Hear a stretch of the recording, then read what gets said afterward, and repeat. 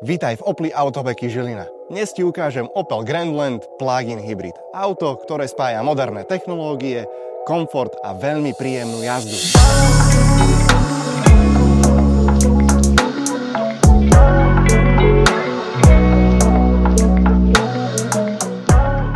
Rázvor dlhý takmer 2,8 metra a svetlá výška 18,8 cm.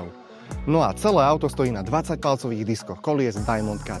Keď sa presunieme do prednej časti vozidla, tak pod kapotou nájdeš štvorvalcovú 1.6 turbobenzín s výkonom až 195 koní.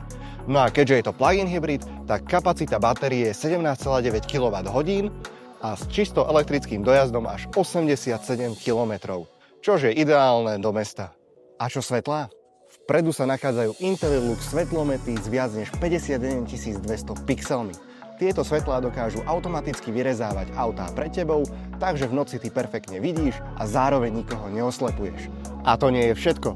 V noci svieti dokonca aj logo Opel vpredu, ale aj vzadu. A čo strecha? Strecha je v kontrastnej čiernej farbe a doplňajú toto parádne panoramatické strešné okno.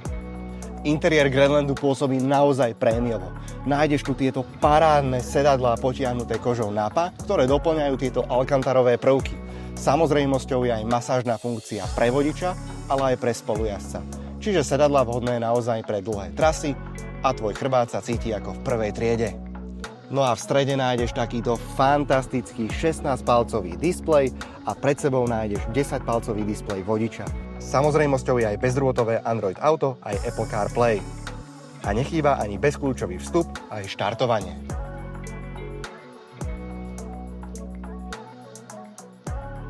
Vo výbave nájdeš aj head-up display, kde si zobrazíš aj celú navigačnú mapu. No a nechýba ani prémiový audiosystém Focal, ktorý hrá naozaj špičkovo a kvalitne. Samozrejme nechýba ani množstvo asistenčných systémov, ktoré chránia teba, ale aj celú posádku vozidla.